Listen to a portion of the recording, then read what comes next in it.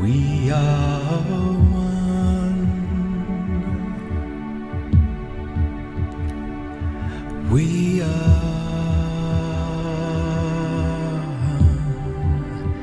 We are one. We are.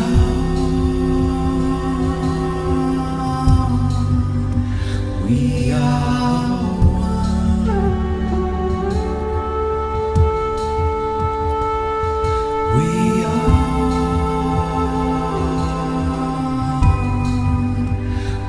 are.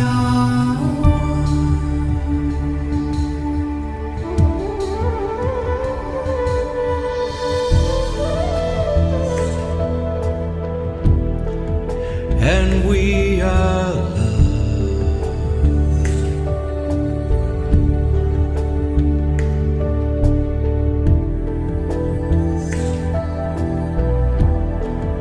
For we are one.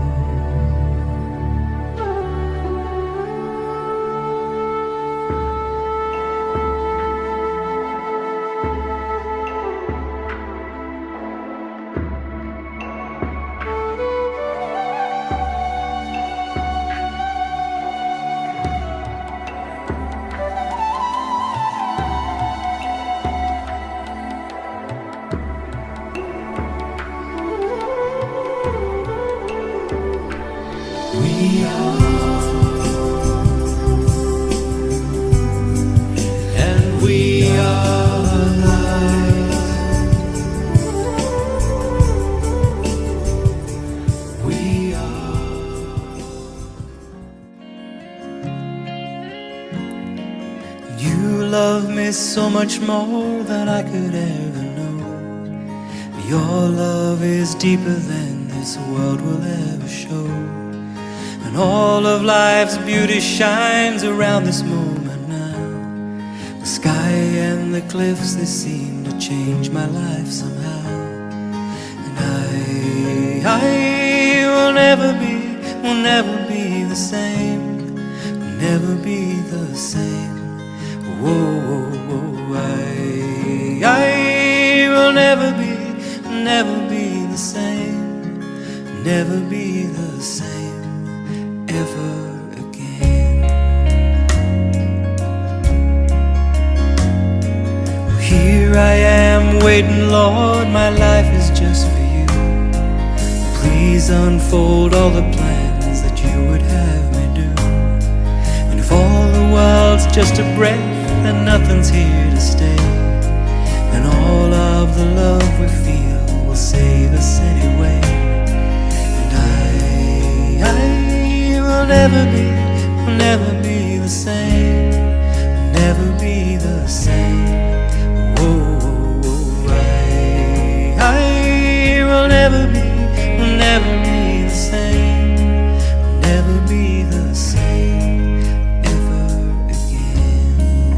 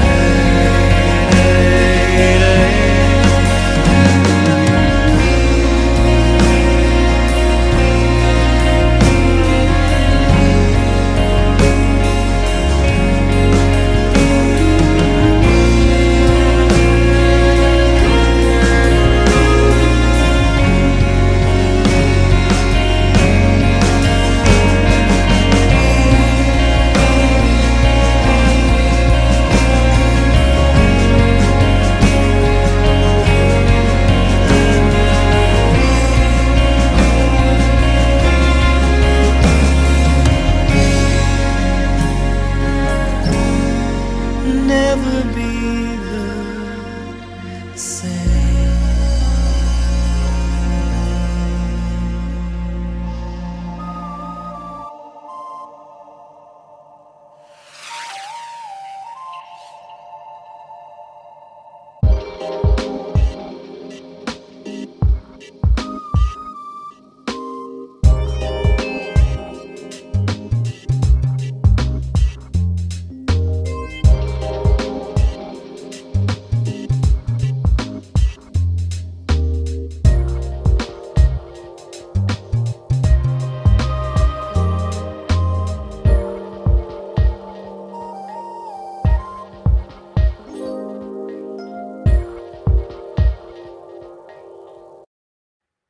Hi, everyone, and welcome to SDAQ&A Season 7, Episode 4.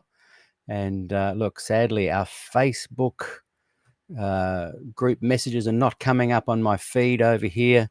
So you'll need to go to the YouTube channel if you want to make comments that I can see. My very special guest is Rick Ferrèt, Dr. Rick Ferrèt, author, musician, PhD, theologian, pastor. And I'll be bringing him in just a moment. But I did want to recap a couple of things that came to my mind yesterday after my muscle pulling, heavy lifting, fun experiment. A couple of people seem to have misunderstood some things. And I just thought it'd be, my whole desire was to create and stimulate a discussion about Ellen White and the lifting of the heavy Bible. We'll even ask Rick his thoughts in a moment as well. But and so that has happened. And what has happened is I've also thought of a couple of things after the interview as well. So I just wanted to say 2 or 3 quick things about that interview that just might help. Someone raised an interesting thing in the comments. By the way, my arm feels good.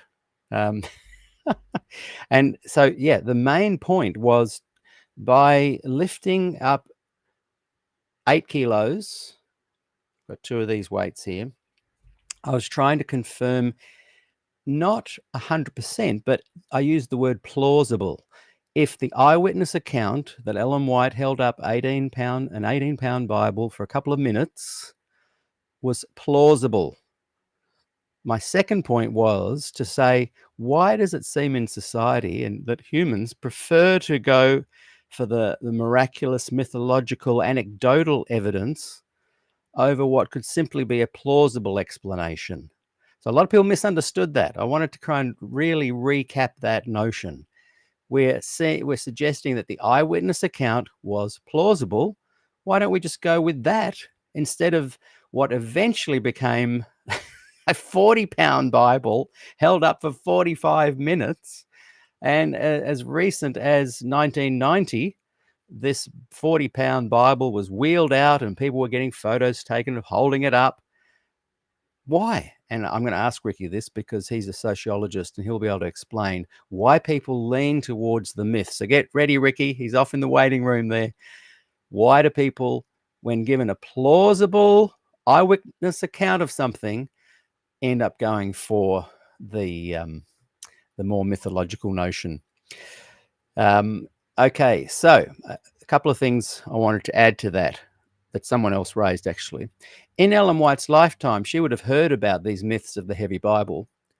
People have suggested that it's the church that have misled the people. Why didn't Ellen White herself refute these claims or support them? Why was she quiet on it? She seemed to me to be happy to kind of just build the myth herself, or allow it to happen.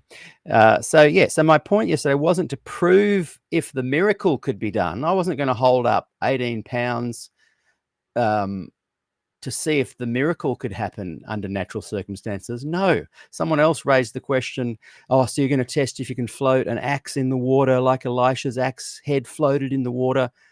No, I'm not testing these miracle claims. I'm testing if there was an eyewitness account, if that's plausible. And we proved yesterday by my holding up the 2 4 kilos, which is 8 kilos, 18 pounds roughly, that it is plausible. Now, the hard thing you can see here, I wanted to also point out, holding the two there, the grip was really hard. And when I ended up trying the angle out sideways, boy, I was huffing and puffing. I showed my girls the clip, and boy, they laughed and laughed at the faces I pulled. They watched it 3 times and loved it. So it was easy, just straight up, whatever degree that is. I don't know what that is. Straight out was a bit harder because of the holding the two grip, but weight-wise, it wasn't that bad. So yes, what else did I think of there? Yep, just wanted to start the discussion that's been had. I also enjoy the real Ellen White, probably more than the mythologized Ellen White. In 1919, they had the conference there, and Prescott and Daniels were all concerned that Ellen White was starting to be put on a pedestal in a way that was not going to help or benefit the church. Prescott even said that down the track, he predicted there would be a huge split, and that essentially has happened. And so I enjoy the real Ellen White. Someone else said it was just theatrics. Okay, maybe it was. And I was reminded also of the movie Tell the World when I watched that, and the scene came up where the person was, where Ellen White was holding up and she was holding it direct up, so whatever degrees that is in the movie. Yes, I'm watching that scene, and this mate of mine leans across to me. We're watching the movie at a youth thing, and he says, see, Pete, it did happen. And again, I'm like, why do people just take on board these stories that turn into myths? Not only had she lifted the Bible, later on we add that she was pointing above, which you physically can't do, I don't think, and that other people were looking, and she was saying texts that she was pointing to that couldn't see. And the last thing I wanted to say is people getting confused about the 18 pounds and 18 kilos. So there's 2 18s in there. The 40-pound myth equates to 18 kilos. The 18-pound claim equates to 8 kilos. So just coincidentally, there's 2 18s. But 18 pounds is 8 kilos, 40 pounds is 18 kilos. Okay, I think that's covered that little bit there. And I'm not sure if you've been writing in the comments. As I said, sadly, I cannot see the Facebook comments. I am trying to open them up on my phone here, and I might be able to see them. And Adrian is going to pass them through to me as well. So I think Adrian might be able to put them through via YouTube, and then I'll see them on here. So if you're writing from Facebook, continue to do so, but put your name there. And just quickly having a look at the comments. I'll bring Ricky in now, and he can see these comments. Hey, my special guest, Rick Ferrèt. Good to have you here, Rick. How are you? Good. Can you hear me? I can hear you well. Sorry for the long spiel there, but we had a fascinating reaction video yesterday that caused a lot of comments. I don't know if you got to see it or not, but I held up those weights out this way for 2 minutes and up this way for 2 minutes. I was impressed with myself, Rick. Yeah. Good on you. No, I didn't get to see it. It sounds interesting though. Hey, look, as I mentioned there in the intro, Rick, officially Dr. Richard B. Ferrèt, we'll just call you Rick if that's all right. Author, pastor, lecturer, musician, sociologist, PhD. Hold up your latest book there, Ricky. This fella. I'd love for people to get a look at that. Can you see that? Yeah, Seventh-day Adventist Health Reform, A Crucible of Identity Tensions. I want to talk about that book in a few minutes, but I also want to just get your thoughts, because when we chatted before in season 2, I think it was, we were looking at the Glacier View, the Des Ford, the politics, and you had some amazing things to say about the sociological perspectives of that. For those watching, and before I get your thoughts on the heavy Bible scenario and the myths over the anecdotal, over the empirical data, why people lean to the myths, before we dig into that, just give us an idea of what we're talking about when we say, the sociology of Adventism? What are we looking at when we're looking at through the lens of a sociologist's viewpoint? Tell us a little bit about that. Yeah, defining it. Sociology, different from psychology. Sociology particularly looks at groups in society, religious. My interest is in sociology and religion, so I'm really interested in how groups, movements function in real time. So the tangible side of movements. Most religious movements will construct their theology and talk about that for most of their existence.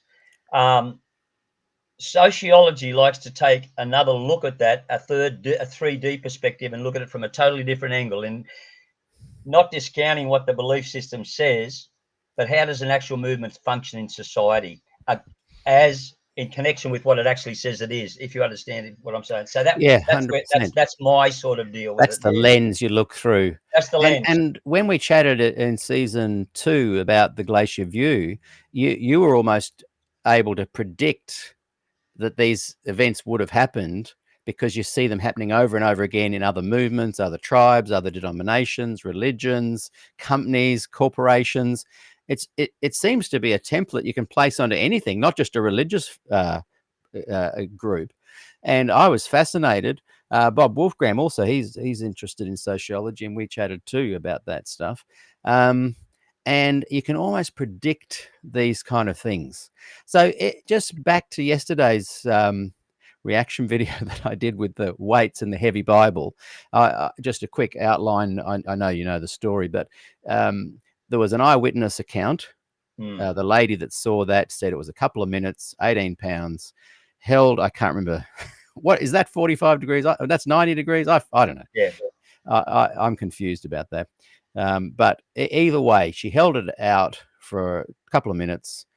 And then, as I said, over time, the story has extrapolated. And Loughborough who had skin in the game, I believe, his account of it, he wasn't even an eyewitness. He chatted to people that were there or people that knew people that were there.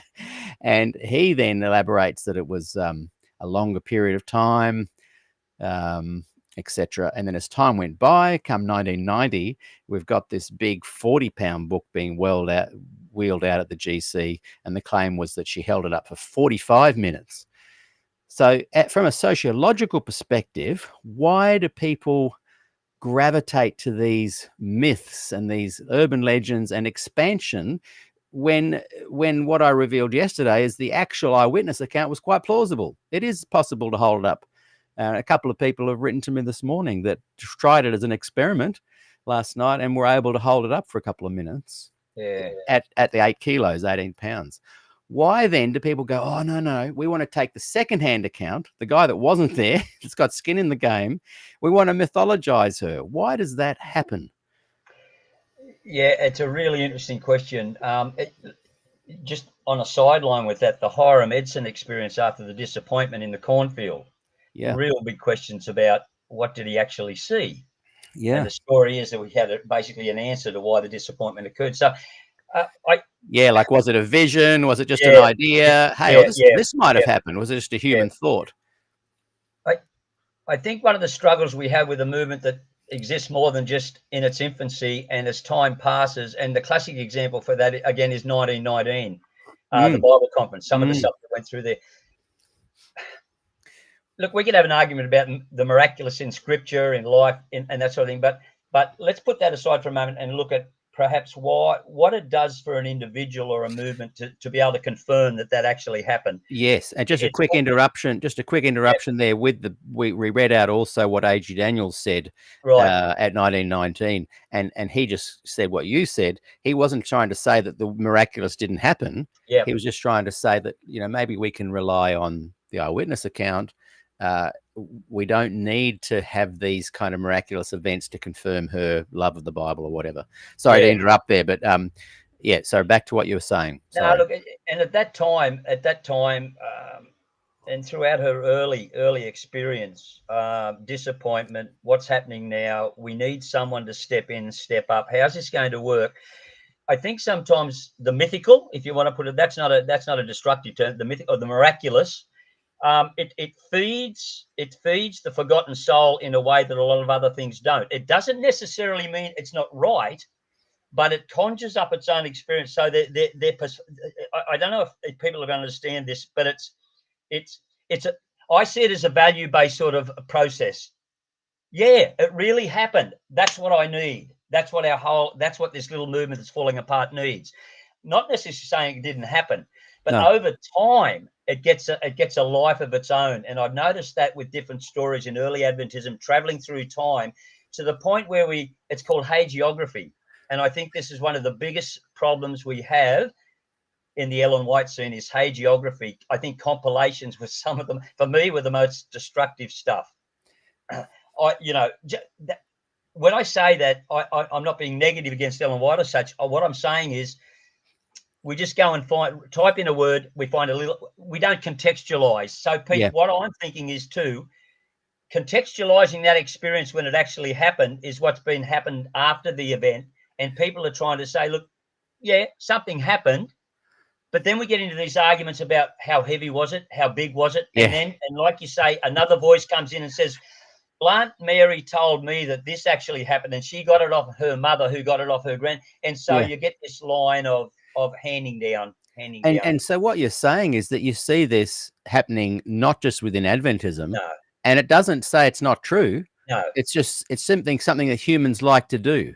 yeah. Is it because, like, we've talked about your music and how since you've retired you've been doing so much music. You've got a radio station, you run an open mic night, you've got a country music club that you organise. You're playing music so much, and you will have had the same experience as me. Occasionally we meet a really famous person in our line of work, and you often find yourself when people say, oh, what were they like? Oh, he was a really nice guy. And you kind of want to kind of build the story up. Is that part of it, that we want to kind of take people like Ellen White and just build them up a little bit? Yeah, we do. More? We do. Yeah. And it's because the values, the cultural values and the norms of that person that we see as being really good in the society in which we live, we want to raise that up as a way of saying ourselves, that's what we want to be. That's what we want to be seen as. So I think sometimes in that process, we elevate a person to a place that they wouldn't want to be elevated. And you mentioned Ellen White's contemporaries at that time would be really interested in our discussions now. They'd be knocking on your door and saying, Pete, hang on a minute, it wasn't like that. Yeah. Rodney has written up a couple of things here. Rodney Smith often writes, and he's trying to convert me back into Adventism. Hey, Rodney, good to see you. Peter, what's your point? My point is that when faced with eyewitness evidence, and I'm not even saying eyewitness evidence is good, it's actually can be quite inaccurate. But in this case, we're building on something. So the claim is from an eyewitness that she held it up. So my point, Rodney, is there's a plausible bit of evidence there that she held up a heavy Bible for a couple of minutes, and why not leave it at that? And we're talking about, our point is, why do people enjoy the mythological process? Why does everyone in all walks of life love to expand a bit to the point where it got to 40 pounds, 45 minutes? I wonder why Ellen didn't refute it. But thanks, Rodney, for your thoughts there. And Rodney, I'll just one other quick thing has said, did it happen? So what we're both saying, and what A.G. Daniels said, one of your favorite GC presidents, I'm sure there, Rodney, he said, that he's not questioning whether it happened or didn't happen. What we're talking about is, why do humans create legends and urban myths? Why do they expand on it? Maybe you can answer that too, Rodney. But why do you think some of these famous people and charismatic people, when they hear these kind of legends about themselves, why don't they kind of say, hey, no, it didn't really happen like that? Why do they want to kind of almost play into it a bit? Are you asking me, Pete? Yeah. What do you think on that? I think some do. I think the alter ego, the alter egos of some musicians are, I'm out there doing stuff, but that's not who I really am at all. Right. There are others who really buy into those vibes. Yeah, this is the living legend of me, and I'm going to promote that. Yes. But I've talked to a lot of other musos backstage who will say, gee, I'm glad this is all over. Yes. This is not Yeah. really me at all, or I enjoy this, but that's not who I am. And Yeah. that one, the identity thing for me is really big in this. Is that who I am? Is that who she is? Yeah. Yeah. Or is that what they do? Yeah. And is that who we are? And is this who we want to be? And, Yeah. interestingly enough, the more someone is mythologized, the more cemented is the community. So I wonder if it's a good thing. Like, the Adventist traditionalist conservative who believes she held up a 40-pound Bible for 45 minutes and it loves that miracle moment, they galvanized even more. So is that kind of a good thing in a community to even be galvanized around lies? Yeah. Look, whether it's lies or the open book method is the best one. You've just, we've got so much history back behind us as an Adventist movement now, and every other religious movement. We're just one of the youngies on the block, actually. Yeah. But since the 70s, there's been a real attempt to pull the pages out again and have another look, and using different methodologies: psychology, anthropology, sociology.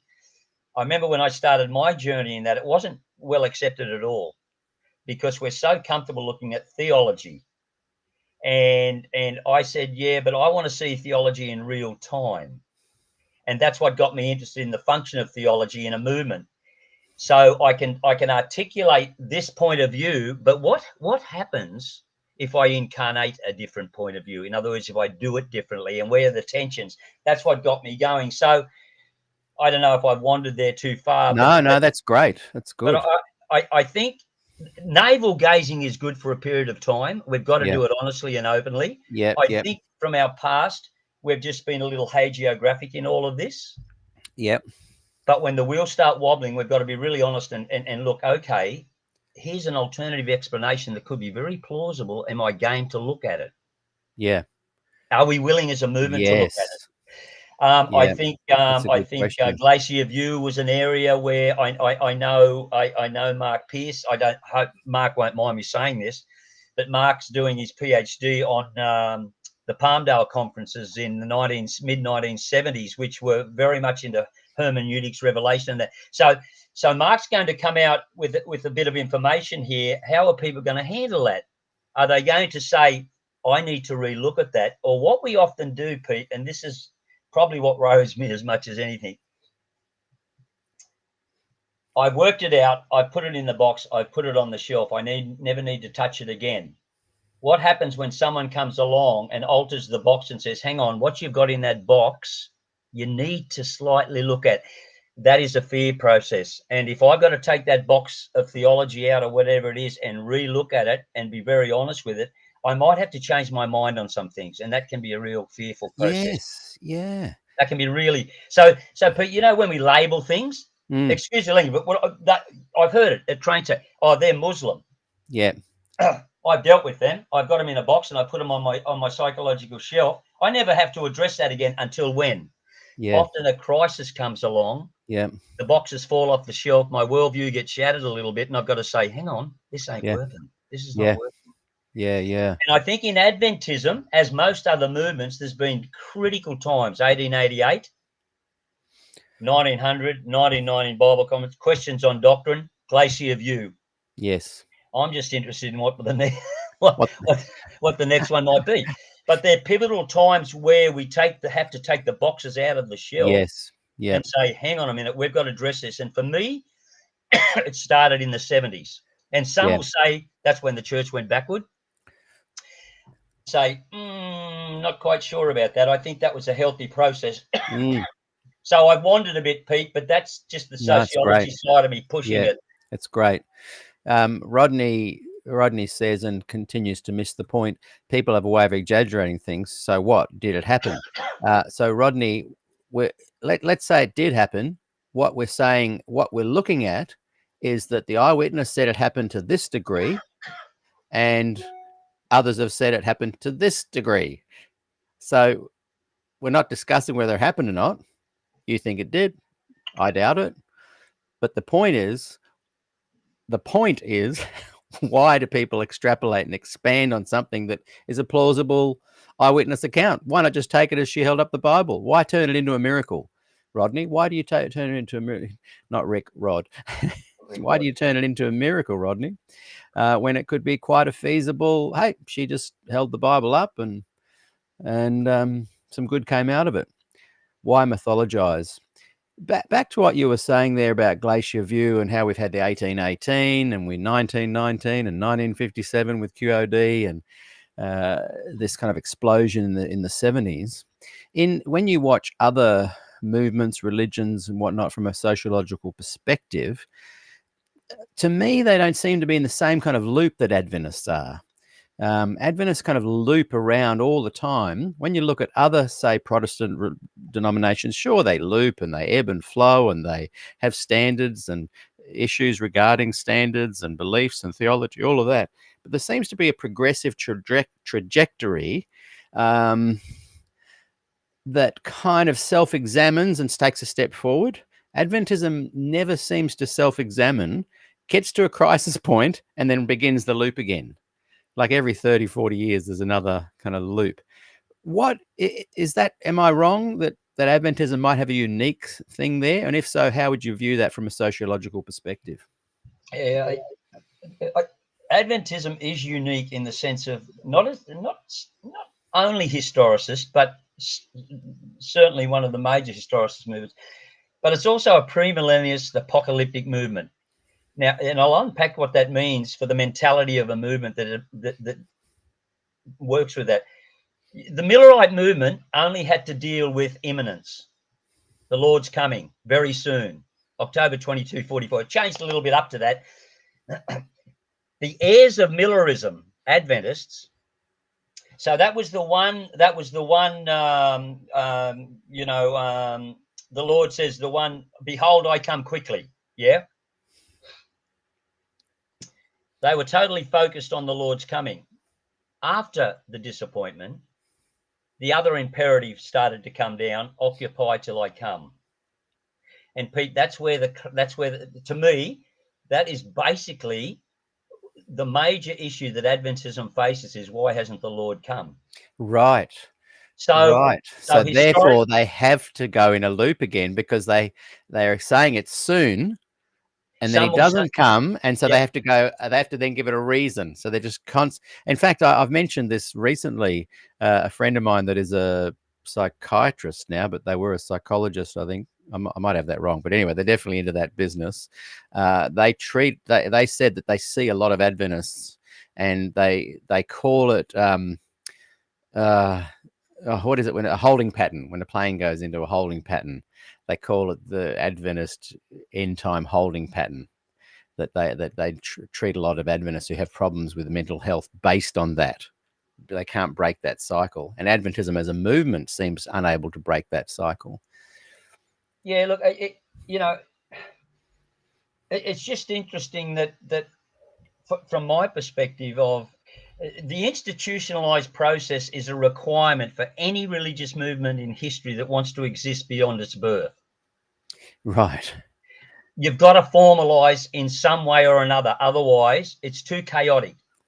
So, Pentecost, 3,000 baptized in a day. What's the obvious question that will be asked? So let's go down to Dora Creek and baptize 3,000 people. The next question you've got to ask is, what are we going to do with these people? Right. What's next? What's next? As soon as you say what's next, you've started to formalize. Well, we need a church or a building or a house or somewhere to meet to worship. And then it grows, and then it grows, and then it grows. Right. Here's the occupancy side of the tension, but we still believe in the imminent return. Over 200 years or 150, 180 years, what we need for me to analyze is not what institutionalization has done for the church, education on the basis of Ellen White's visions, no issues, education, publishing, medical, ministry, universities, not what it's done for the church, but what it's done to the church. And there's a massive difference in that place.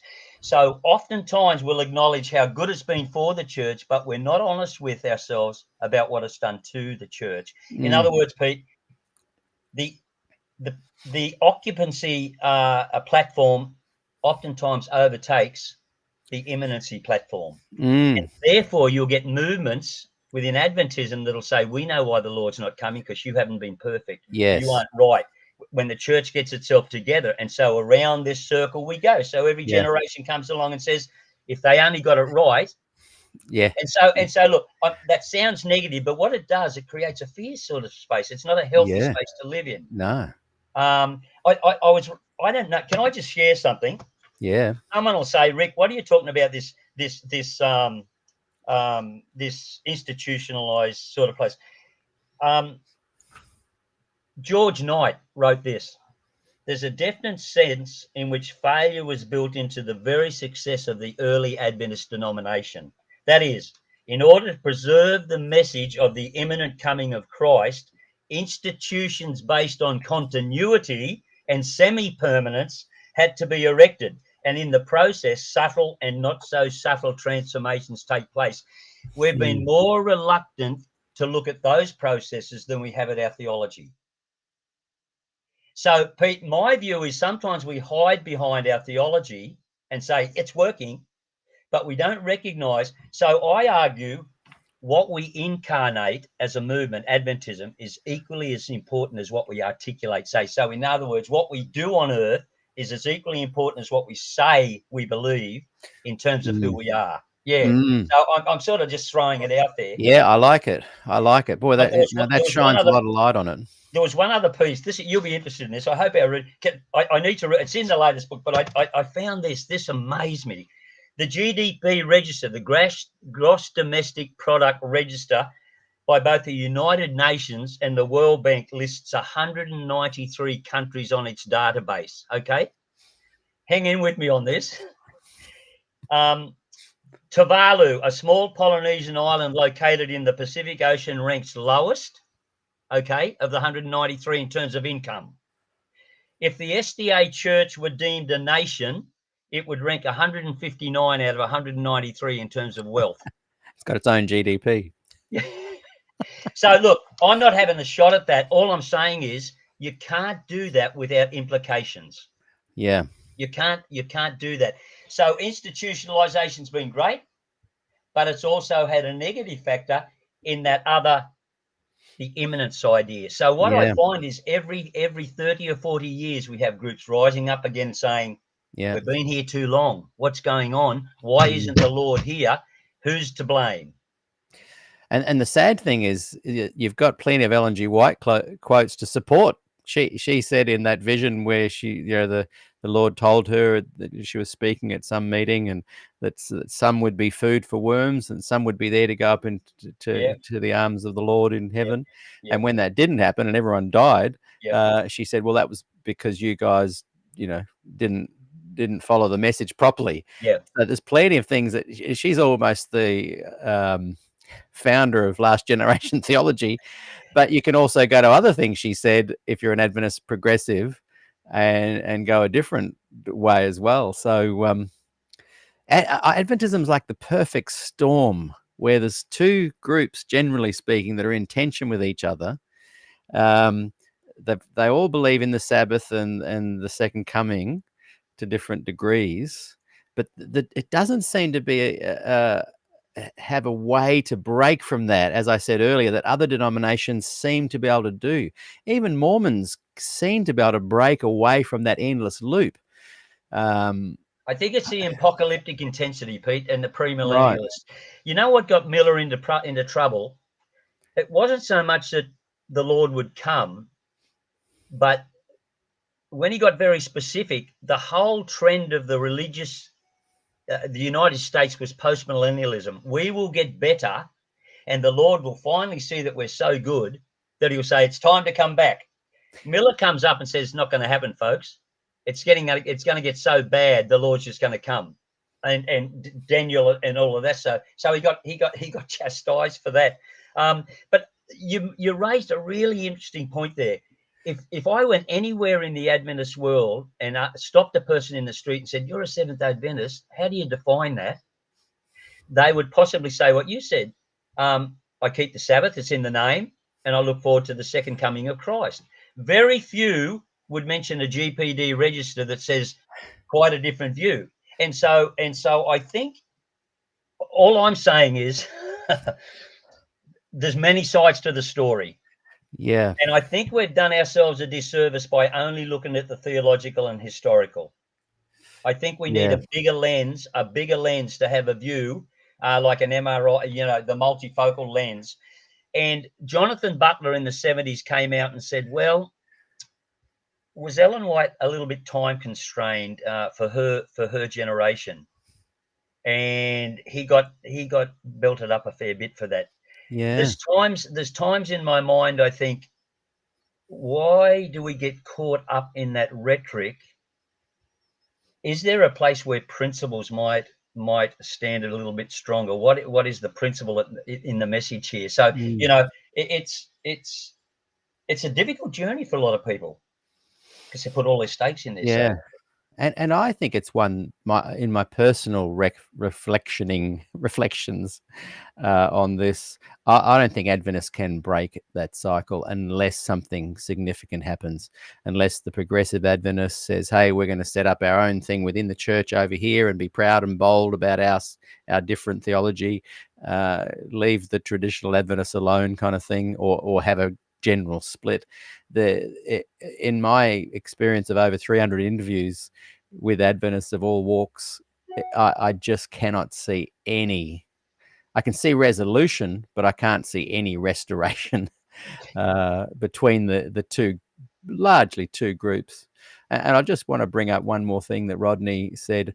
Eyewitnesses are the worst witnesses. It is a human weakness, Peter. Yeah, I agree. But my point is that we're not talking about a legal situation here. We're saying that Loughborough, with regards to the Heavy Bible, he wasn't even there, and he added to it. And the person that was there said it was a certain way. So yes, eyewitness accounts. In fact, the lady that said it was an 18-pound Bible and she held it for 2 to 3 minutes, I don't think that was even right. I think she got that wrong. So I agree with you, Rodney. Eyewitness accounts are pretty poor. And so why build any kind of legend around it, other than Ellen White took a meeting one day and she held up the Bible and said, hey, go to the Bible, not me. Why? The whole point, Rodney, read what I'm saying, listen to what I'm saying, is why do we mythologize? And Rick's been saying some brilliant things that explain that. So Pete, just on another one, I folk out there might think, oh, this guy's off on a tangent or so. I've got to say, it was my understanding of how a movement functions that sort of kept me intact in my pastoral days and that sort of thing. For me, not for everyone else. Because instead of going, oh, I'm to blame or the church is to blame, you can go, this is what happens when humans formalize things. And so it takes away the sting of it being a big deal. And it's not the only answer, but it's a way of understanding. But yes, I sometimes feel we've missed the community aspect of what a religious movement can do for people. Exactly. Boy, that's so true. And with just jumping into this music stuff, we now up at Mate, I don't think anyone will mind me sharing this, but it's the community idea. We took a group of musos over to Norfolk Island a couple of years ago. There was only a small group, about 15 of us, and all the musos. These aren't church folk at all. In fact, it was the first time some of them had met some of our Adventist friends, and we just it was a playing ground where you're on a trip and you're getting to know each other quite well. Now at Maitland Church, we have we're trying twice a year to have walk-ups with really good gospel recording artists coming in and sharing gospel music, and we have a big lunch and that. So what we're trying to create, and what the folk are saying, they go back to the local clubs and say, have you ever been to that Adventist church? The food I'm walking around saying there's no pork here, folks.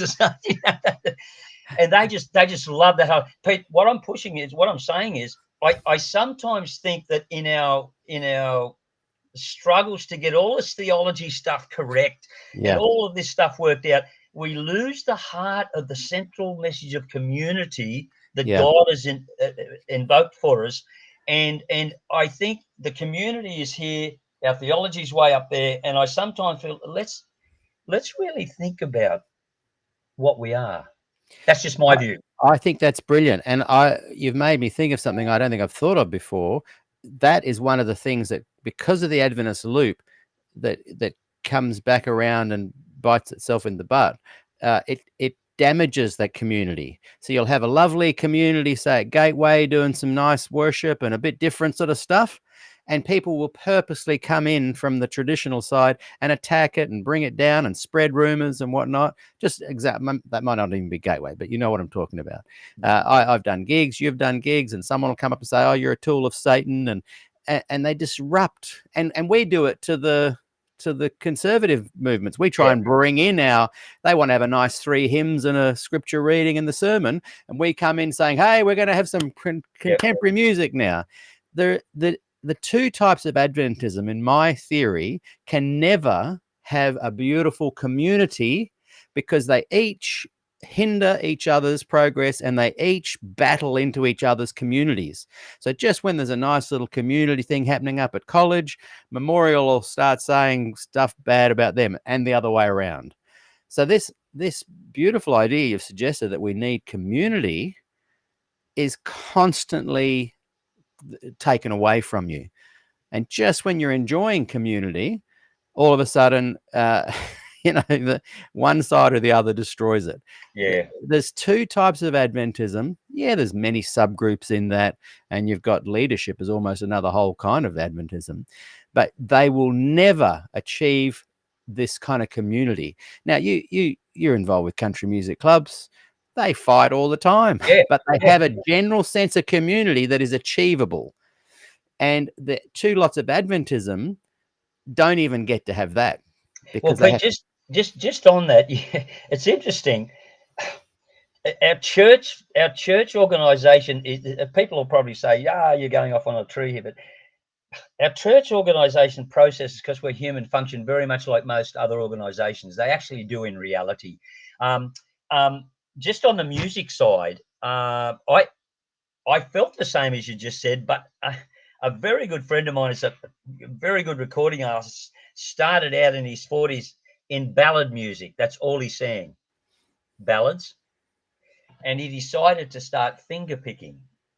So put it in the church situation, hymns to Hillsong or something. I'm not being funny. I'm just trying to describe it. Yeah. He was cast out of the group. He was cast out of the movement because we don't play that sort of music in ballads. It's dung, dung, da, dung, dung, da, dung. Yes. So there's the judgment and the destroying of community. And I said to him, boy, you've just got to come along to our church and have a look. And he said it's probably be the same. So Pete, when I look at our church, I go, why, what is it? What is it that gets stronger than our community, that divides us and not brings us together? What is it that pushes us to that point? And some will say, well, you have a different theology. And I go, it's more than that. It's more than that. Yeah. More than that. Yeah. Marlon Thorne writes, we've been doing the gospel music thing in the black church in the US for a long time. It's not a solution. And that's what we're saying, that the idea of even a music community having a blissful time, it doesn't happen. But what I'm saying is, that's normal for communities to fight and disagree and hang on, you're not finger picking, you should be doing the boom chicka boom chicka boom, you're bad. Even though that does happen, in my theory, it happens more within Adventism. And Pete, I'd throw something in for our listeners that I think challenges me to my being. Is, Rick, in your Adventist experience, what is core is peripheral? Yes. How much would you fight for core? Are you willing to let go? And what do you see as peripheral? And what does that mean in terms of breaking up a community? Yes. Yeah. And you know what? That requires good leadership. Now, I can imagine you at a country music thing, and you can see one guy going ballads and one guy going, hey, that's wrong. You'd go, hey, we're having a good time. And look, over there's some nice food. And let's sit back and relax. A good leader brings everyone back into balance. Adventist leadership, honestly, is very lacking in being effective, because they're too scared to say anything. So they don't lead. So it leaves the people just to kind of constantly fight. Again, the analogy of a music club. They're going to naturally fight anyway, but good leadership brings people together. And I just don't think we have good leaders. I'm not saying you need to talk about that, but there's a definite silence within our leadership for any kind of effective bringing community together. They could fix this whole thing in one go and say, hey, we love the Doug Batchelor Adventists. We love the Larry Geraghties. We love and we want to include everybody, but they don't. Adventist leadership, if it is progressive, is quiet, or if it's traditional, it's loud and heavy. Yeah. It's constant struggle, and Pete, it takes a lot of courage and big minds to sit at the table and really unpack all that. Yes, yeah. It really does. And you know, the emerging Adventism in the South Americas and the African states, and it's more than emerging now, where our real growth is. I can see that going through a pattern of development in a way that will just be similar to. It's not. I'm not being. What's the word here? I just see processes. I'm seeing processes all over, and I'm going. You can see where this is going to go. Yeah, exactly. I remember saying to you in our interview in season 2 that Adventist leaders need to go and do a course in sociology so they can see how better to affect this. I don't think it's the end and be all, but I like. I think there's some core things that we really need to work as when I say we as an Adventist movement need to really face, and I think it's core and peripheral stuff, and I think we fight much more over the peripheral. You know, well, I don't like that taste. It's a taste thing. It's a standards behavioural. I don't like that. Therefore, it's not my style. It's much harder to sit down and talk about deep principles. Yeah, exactly. Yeah, especially Principles as a never leader. change. Especially as a leader. Yeah. And that's what we've got. That's what you've got to see at the top. Yeah. Okay, what's the big principle here? And culturally, how will they? Standards are simply the way we live out our principles. Yes, boy, that's good. Standards are the way we live out our principles. So, do you mind me saying this? And I don't know how much time we've got. I remember a general. Oh, what was his name? Pastor. He used to teach. At Avondale. He came from America. He was a missiology, and he told us the story when the church went into Kenya. American folk missionaries went into Kenya, and they were disheartened by the women who were mostly naked, certainly upper naked, breasts, etc. They said, we've got to stop this. So they ordered boxes of bras. Right. I'm crude, folks. I'm being very honest. You can push this the way you want, but so they took the bras in and flew over and dropped the bras in the villages and thought they'd done their job, and came back 6 months later to see how prosperous their endeavours had been, and found that the women were wearing the bras, and so were the men, around their waist with potatoes in the cups. To help and carry. he told us that, and we all laughed as young students and thought, how silly. He told us that to tell us the point. Morality is a high principle, but the way people keep morality in different cultures is the standard in which they embrace it. And I started thinking, hang on a minute. So for my Adventism experience, what's the principle at stake, and how do I live it out in my culture? And have a guess what? My culture may be totally different to another culture, but it's still okay. Yeah. So instead of Adventism having to be straitjacketed all the way through globally, no. Get your principles right, and the others will follow through. Yeah. So I don't have a problem. For me personally, I might think, that's not my taste of that song. Yeah. But that's okay. Yeah. Because that's an expression culturally. Exactly. I don't know if it's making sense, but it's making a lot of sense. And isn't it interesting that Ellen White helped set up the unions so that the unions could deal with cultural differences on the ground where they were? Exactly. How insightful was that? Exactly. And yet in recent times with Ted Wilson, these are my words, not saying you're saying this at all, but with Ted Wilson and the compliance document and seeking unity through uniformity is so not what Ellen White was setting up. See, to me, that's the real Ellen White, and good on her for doing that. Yeah. I brought up earlier, Stephen Beagles mentioned there, law Adventism and gospel Adventism do not mix. And I just want to give a quick plug. There's a project he and I are working on. I'll just bring that up on the screen. Where we're trying to create a place where people can go just to see resources that are really focused on gospel Adventism. Yeah. And if you just go to AdventistGospelNetwork.wordpress.com, you'll see we've started some great links there already that for the progressive. I'd be equally happy to help the conservatives do that, but they're quite good at that already. Yeah. They've already got their independent ministries nailed. But the progressive Adventists or the gospel Adventists aren't really good at networking. So we're just trying to do that. Yeah. Yeah. And By the Pete, way, those watching, please hit the subscribe button and the like button. It really, really helps. Sorry, what were you going to say there, Rick? yeah, just from a personal perspective, you know, I'm still in the family, the Adventist family, but what helps me, the Adventist family is not that much different to our own biological families. Mm, We just got to sit down and maturely work through this stuff and embrace rather than try and separate it all the time. And yeah, I know everyone's on a different, they're on the different wherever they're going with all this, but I get frustrated at times. But I think I can get a handle on why those frustrations are happening. yeah, But I see some patterns that are unhealthy, and that's what worries me. yes, I yes, see continual generational patterns. And Pete, the apocalyptic itch is still there, and yeah, yeah, that's what's biting people. yeah, We've got to get to an end of this, Lord. Why aren't you? yeah, yeah, And as soon as we start asking that question, we've got to resolve it some way in our mind. How yeah, many books have been written in Adventism of this? There are so many, yeah. and there's got to be someone responsible.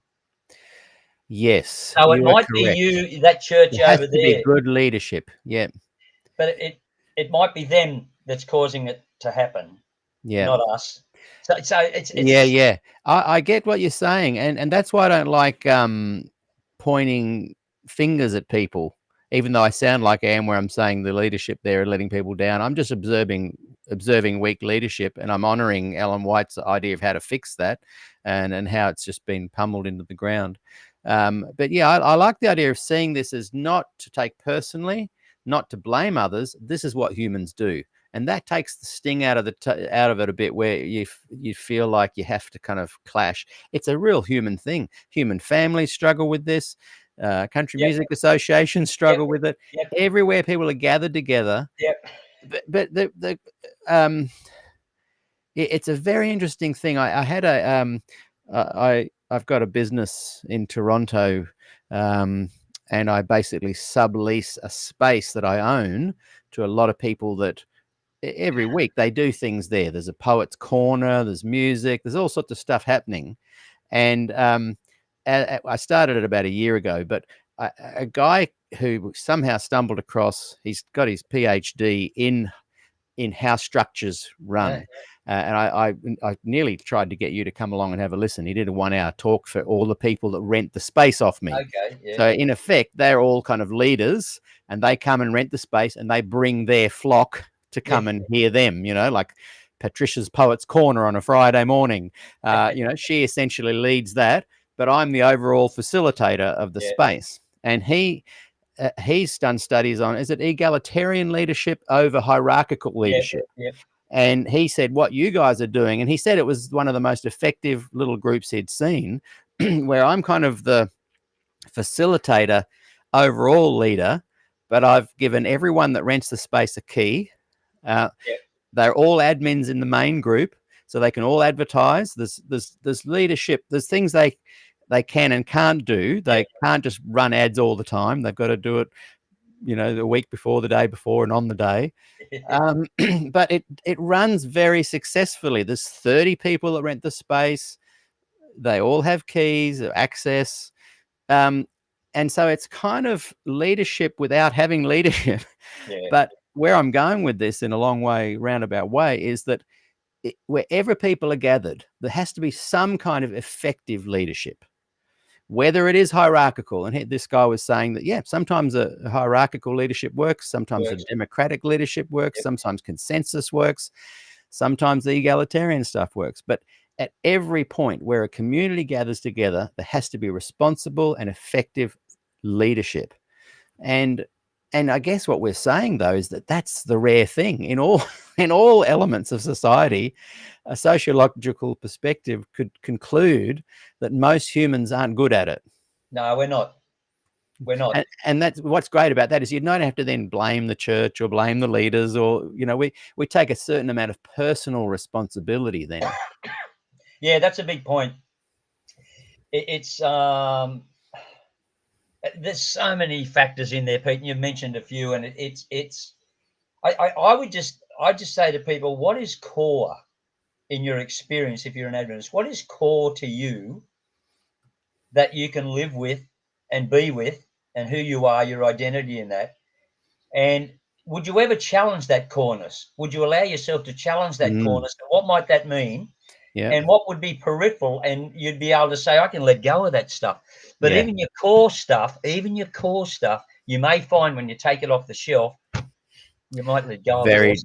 But at the same time, you may take something else on that is equally as important. So, but that's dangerous. That can be dangerous and fearful because you're taking on, you're letting go. Yeah. But I don't know that there's a healthier way of doing it. No. And that's the challenge though, isn't it? Whenever we are confronted of what are you doing that for? Or that's a bit silly, or what do you believe that? We take it so personally. All of us, we take it personally, and we're great at sitting there and being armchair critics and going, "Oh, look at those guys, how ridiculous!" and gossiping about leadership and stuff. We're as humans, we create a lot of our own misery. And so I'm enjoying this conversation because I think it helps to remind us about taking personal responsibility. I'll just bring up a couple of comments. I cannot see where it is now, but here we go. Andy Mack from West Australia said, where can I find this compliant document? Darren Pratt's watching, and he was going to help find it for me. It became, you can see it, 1919 or 2020 annual council, the Tuesday night, I believe it was. It's all there online if you search on YouTube there, Andy. You can see the outcome of people not obeying the compliance document and being warned that they are about to get sanctions and whatnot if they don't comply. But the actual 6-point compliance document, I cannot put my finger on it. I'll just bring up, Adrian he's helping me here bring up to the screen. Facebook for some reason is not coming up on my screen. But he says, Ken Marsh has written, we elect safe people to leadership and they're just like us, not boat rockers. And yeah, that's a good point. Yeah, but Pete, boat rockers usually don't have a long existence. Exactly. So at every point, I think as humans, we just fail. I can't think I could point to a successful, happy community unless it's got some really good leadership. And then you have the leadership then, and sometimes it goes to people's heads. There's so many pitfalls in bringing together any kind of community that are predictable. That's a big point. And I think this is where some people struggle is let's acknowledge that and just live with it. You know, like presidential races. Yes. We've just elected a new president. How good is it? And then the honeymoon period's over. Oh, they didn't live up to our expectation, blah, and on we go. So I think your point there is a really constructive one. We've just got to learn to live with each other through these processes. And a good, healthy family, emotionally healthy family, can sit and work through this stuff. Yeah. Others can't. Yeah. Like I'm watching Vernon Lewis. He's watching at the moment. I can see up on the screen. I can't see what people are commenting, but I can see who's watching. And I remember getting invited to sing at a church that he was very involved with at Castle Hill. And to me, whenever we went and sang there, people like Vernon and his wife and the pastor there were running a very effective community. And Vernon and I disagree on lots of stuff. Yeah. With regards to my program and Glacier View discussions, etc. But I can point to him and his wife as being two people that really had an effective community building process and format. And I think that's the kind of thing we should be trying to replicate, like you say, instead of getting bogged down in a lot of the theology. Yeah. Darren Pratt's written, for some reason, his has popped up on the screen. Interesting that gospel Adventism is labeled progressive or liberal. Really sad statement right there when we claim to be based on Jesus. And that's a good point. And I think whenever I've mentioned the term gospel Adventism, the traditional Adventist says, hey, we've got the gospel too. And I think all of them claim to look to Jesus. I think I'm just trying to highlight that there are definitely two kinds of Adventism. that really don't get on that well. They're chalk and cheese theologically, really, even though they can claim a love for Ellen White, the Sabbath, haystacks, Jesus, etc. There's something deep down that's quite different. But what we're teasing apart here is that that's something that is different about groups, that groups and communities polarize, is within all groups. It's a sociological It's within all analysis groups, and a truth. all organizations. Yep. And I guess for me, that helped me in a way continue the journey to say, because I was of the perspective we're the only ones, we're only doing it right. So when there was issues, I'm going, oh, who's to blame? And then I started looking at through another lens. And I think we've got nothing to fear by looking at navel gazing through all the disciplines. Yeah. Nothing to fear at all. Exactly. Whatever organization it is. I would love to see solid studies done anthropologically. I know psychologically, sociologically, theologically, historically, we've done plenty of that. You know what I'm saying? That's what I want to see, because that gives me a better picture. Yeah. I turn around, you see that. I want to see the whole picture in a different way that I've not seen it before, and that might help me understand the processes, the way we think. Yes, yeah, and if we can, and one of the things I think has been successful with our voice group and our SDAQ&A group is that I think we're getting thicker skin. We're able to go, hey, whoa, okay, right, yeah, that hurt me for a while talking about that, but now I'm actually able to talk about it, and there's some pretty robust conversations that go on in the group. But I'm noticing that people are going, hey, but we like each other still. That's a massive point. You talk about the separation. Yeah. Won't talk to them. They're not on our wave. How difficult it is. No, Bowen theory talks about differentiation, the ability in conflict to retain who you are emotionally and still relate. Yes. We don't do that so well, because we say we're theologically different, therefore we can't talk to each other. Yeah. I love to be able to sit down and say, hang on a minute, I haven't thought of that before. You got me. Exactly. Yeah. Don't run away. Don't run away. I want to come back and talk about this. And I think, Pete, I just think that's so healthy. Yeah. So often what we have is the label again. Oh, they don't think the same way as we do. Yeah. They're not one of us. Yeah. And that's a battle we have over and over again. That's why I'm very proud of this group and of Voice as well, because I'm seeing in real time, as I look down even the comments here, there's a very diverse group of people there, and I can honestly say that a good 90% of them I just really enjoy their contribution and value them as people, even though like let's just bring in a quick one just to demonstrate. So Ray, great person, and he's just written, stop calling the mongrel dog Adventist demonic cult. The church is nauseating. I love Ray. I love that he's involved in the group. Then we've got Rodney. Rodney, opposite to that, says, Peter, you can't preach the gospel without upholding the law. And Rodney, I agree with you. You've got to have law, but we're just saying that one viewpoint is that it's not a salvation issue. It's something that when you love music, you put time into it and you want to practice and get better at it. It doesn't mean I'm going to go to guitar heaven or not based on that. But I'm just giving examples that we've got, and we've got Mark Anthony raising a good point. Ellen White and her union idea say something positive about E.G. White, don't they? Exactly. I'm very happy to say positive things about Ellen White. We've got Darren, my neighbour, just across here. He's writing comments into there that are valid, and I'm just really proud of the ground we've made here. So in trying to create a community that is willing to look at itself, have some robust discussions, but essentially still say, I agree to disagree. And look, that doesn't have to be the case in life, but it's happening here in this community. I'll then go out and come up and sing and have a good time at your country association. Different rules apply maybe, but overall, I think from a sociological perspective, we have to take a little bit more personal responsibility and less finger pointing. And stay engaged. Yes. Keep talking, keep community like you're doing there. You got people who are on a different perspective. but we tend to clear those people out of our experiences because they're not attracted to the same stuff as we are. So they become Yeah. almost a foe. Yes. Isn't that Rather funny? than, Yeah. no. There's something deeper that keeps us here together Yeah. than actually what separates us. And Pete, that's my fight. What is Yeah. it that's core that will keep a group together and focus, and we can still retain our sense of who we are together, Yeah. that doesn't destroy us?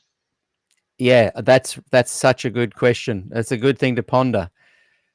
And that's why you do have to have groups that gather together on common ground, and you don't have to be having a huge diversity group that No, gathers together. no. I think it's important to have places where that does happen, Yep. but then it's important to go, hey, I'm just hanging out with my tribe and we all agree with the same thing. I think that's important as well. And I think that kind of diversity is not just talking about, I want to be in groups that are hugely diverse. The diversity is saying, I want to be in groups that are hugely diverse, and I want to be in groups that are hugely not diverse. And we Yeah. all love Fender Stratocasters, or we all love Star Wars, or whatever, you know. Yeah. Yeah. And I'm very much like that, and I think you are too. I love my very focused groups that are just very specific. We don't have a lot of diversity. We You know what gather you're going to together get. and we love it. But I also love this, where we're having a robust conversation with a. Yeah. And I personally, I think that's a healthy thing. I think it is too. Yep. Hey, tell us a little bit about your book, your latest book. I'm impressed with your life skills, Rick. You've got your music. You're a brilliant musician. Honestly, the work you've done with your music and your recordings are just world class. Honestly, Oh, your look, voice appreciate is it, but world class voice. Your theology, your way you think about things, you've certainly helped change my life many times over I appreciate it. In my retirement, I said to Jen, I said, I'm going back to work. No, Pete, look, the research side of me just keeps biting me. Yeah, that's what I was going to say. You've also got this other side of you, Yeah, that you've been doing research and writing yeah, books and stuff. yeah. So tell us a little bit about your latest book and what it's Yeah, about. in the last 12 months, I've published this book and recorded a couple of CDs. But look, let me get it right there. Actually, Pete, can I say down? I don't know if the Adventist forum that they hold at the Sydney forum they hold at Avondale Yes. on March 16. I'm actually doing a forum on the book. Oh, I'd love to go. Can you Yeah, make sure you send me a message about that, it's and a I'll add it to my Saturday afternoon at calendar. 3:00 on. Yeah. But look, Kellogg's baby and bathwater stuff for a lot of people. How do I do this in a nutshell without taking too much time? Adventists often look at pantheism as the big issue, after the turn of the 20th century. I don't believe it was. Yeah. I believe the issues were much bigger, and that Right. concerned the future identity of Adventism, the trajectory it was going to take. Yeah. Kellogg had a totally different view than Ellen White. Kellogg was basically almost their son. Their personal relationship was so strong. Incredible. She wrote many letters. She never posted to him. Yes. because she just couldn't do Got it. it. So Hey, Rick, sorry, can we just pause? I've had a few people write messages. What we try and do when we get an hour in, we try and have a 5-minute break for people. And this is a good place just to pin that, because we're about to talk about your book. We're about to talk about some interesting things that are different to what we've just chatted about.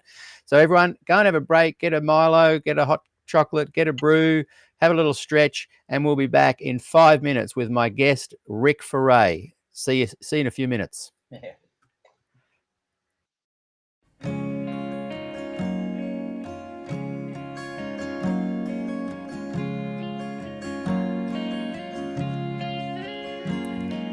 You love me so much more than I could ever know. Your love is deeper than this world will ever show. And all of life's beauty shines around this moment now. The sky and the cliffs, they seem to change my life somehow. And I will never be the same, will never be the same. Whoa, whoa, whoa, I will never be the same, never be the same ever again.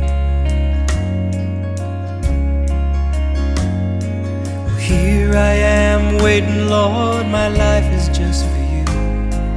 Please unfold all the plans that you would have me do. And if all the world's just a breath and nothing's here to stay, and all of the love we feel will save us anyway. And I will never be the same, never be the same. Whoa,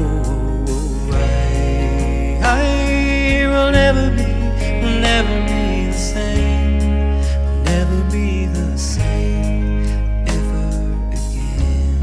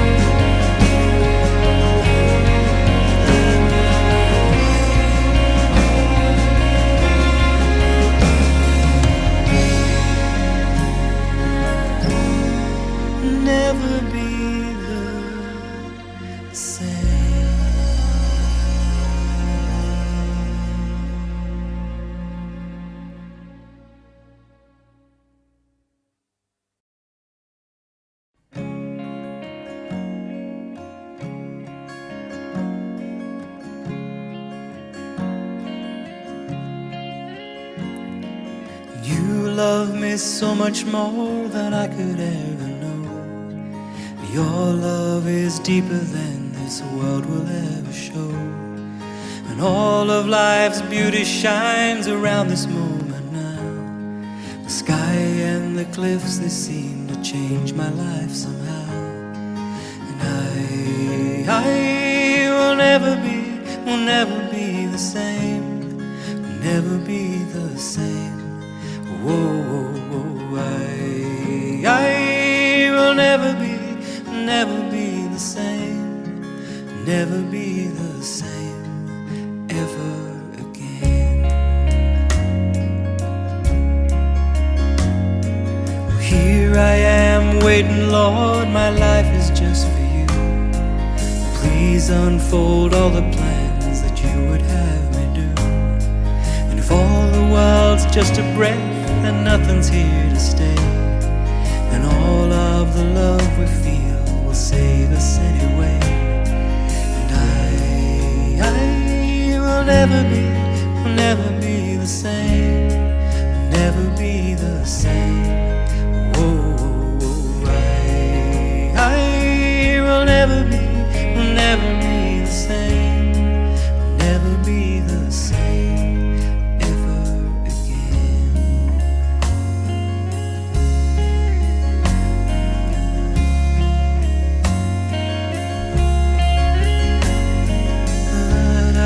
Da da da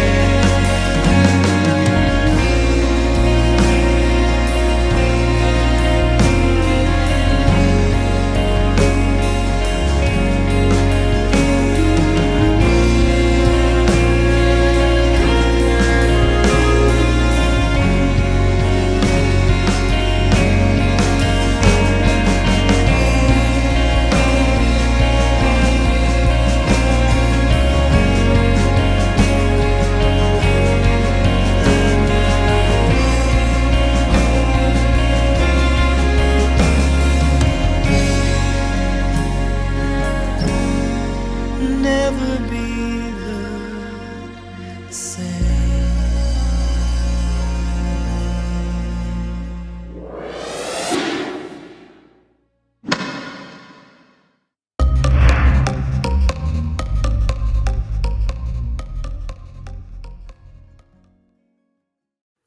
And we're back with my very special guest, Rick Ferrèt. Sorry you were just starting a really good little conversation there, but I realised we've got to have that break in the middle, and I get a lot of requests for it.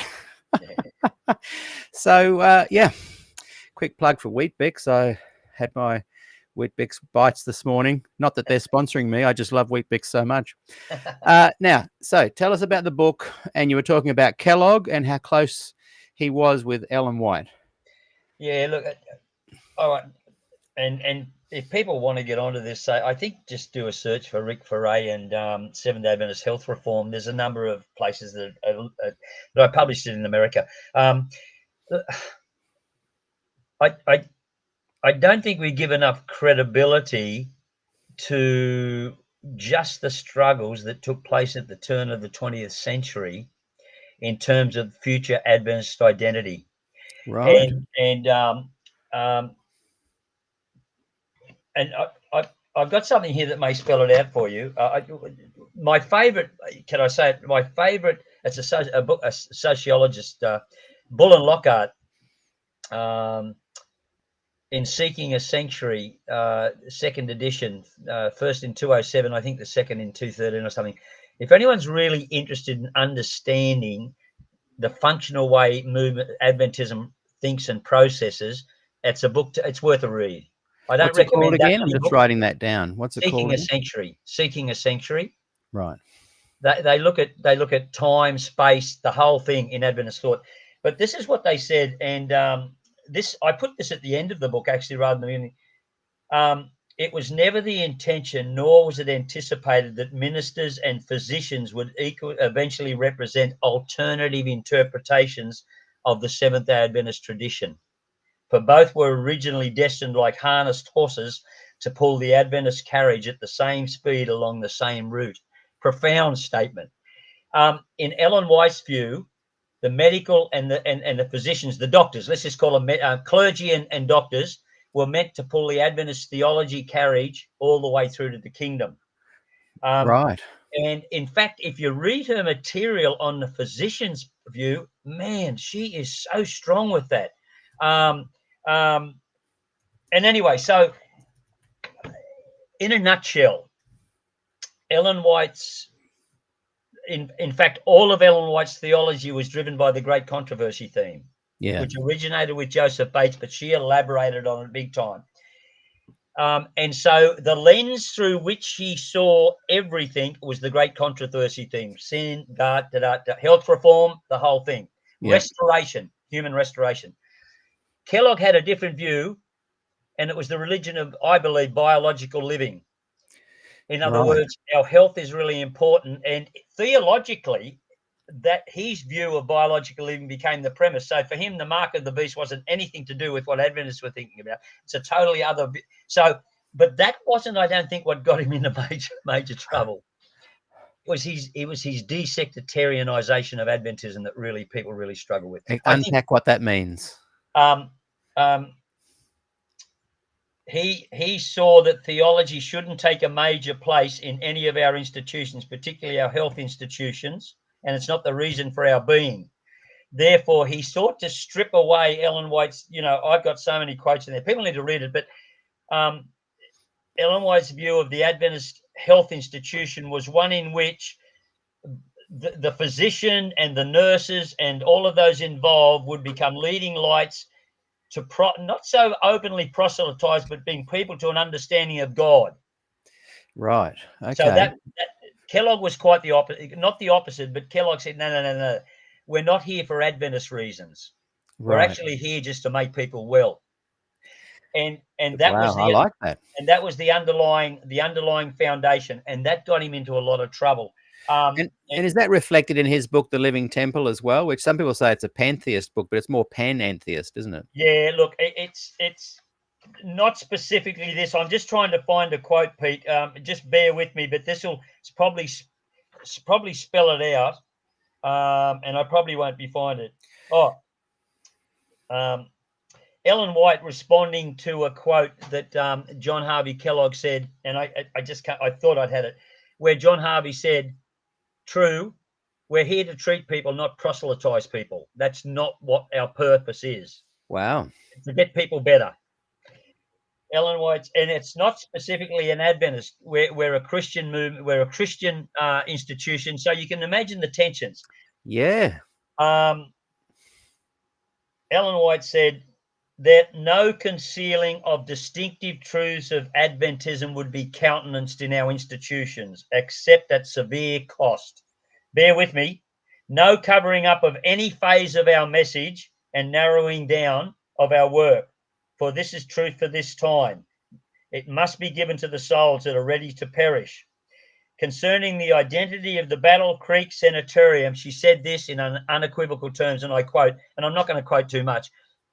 It has been stated that the Battle Creek Sanitarium is not denominational. That was by Kellogg. Okay. Right. Yeah. But if ever an institution was established to be denominational in every sense of the word, the sanitarium was. Why are they established? It is if it is not that they may be the right hand of the gospel, remember the right hand, the health, in calling the attention in women to the truth that we are living amid the perils of the last days. And yet, in one sense, it's true. It's undenominational in that it receives patients that are not Adventists and from all classes of life. Kellogg was directly opposed to that. And that, along with his disdain for the Adventist clergy for a number of reasons,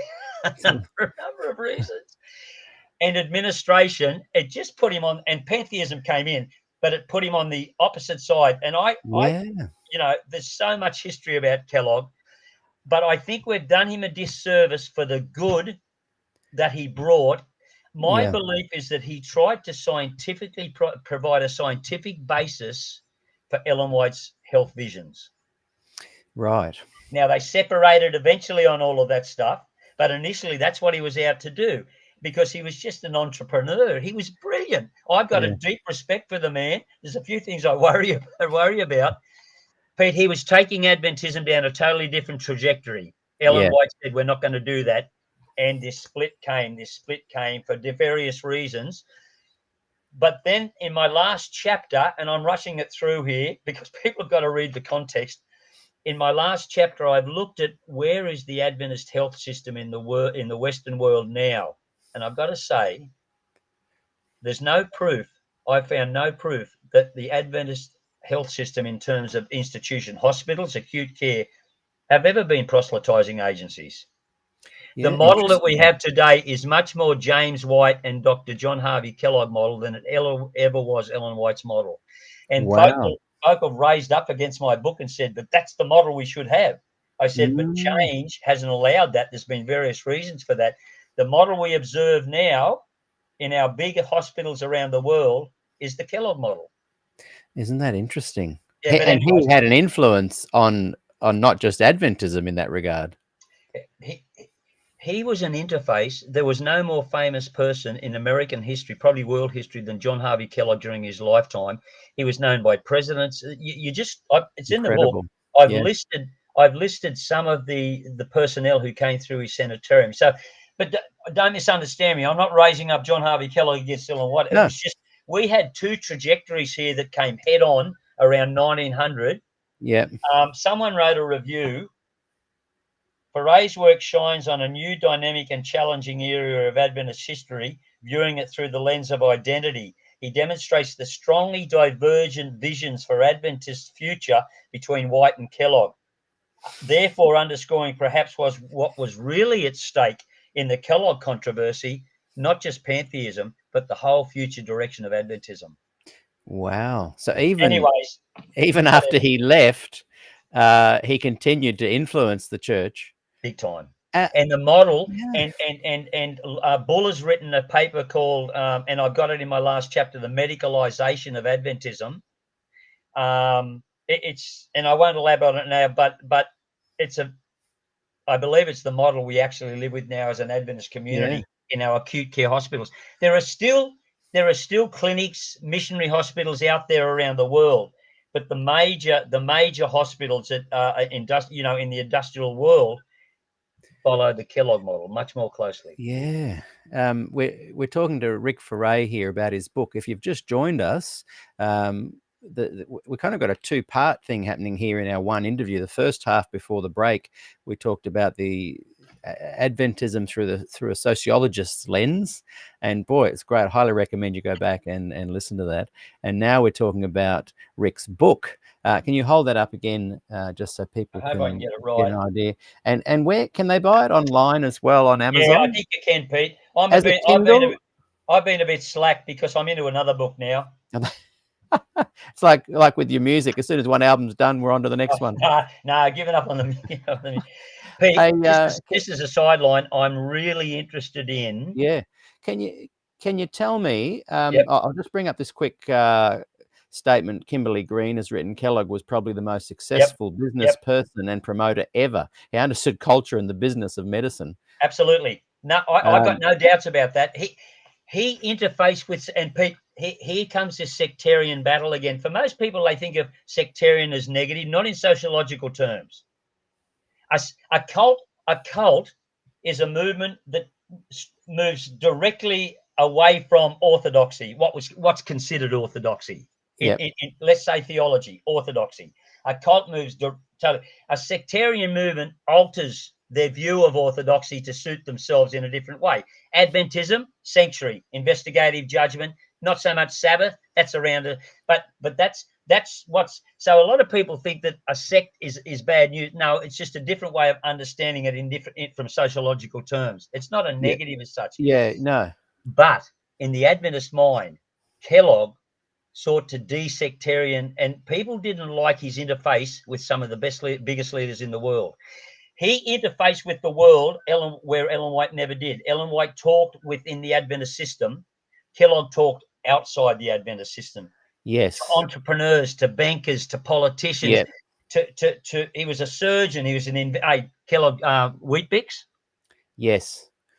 So that point that was just made there, I totally agree with it. He just and that frustrated a lot of people. You're not being Adventist enough, John. Yeah. Yes.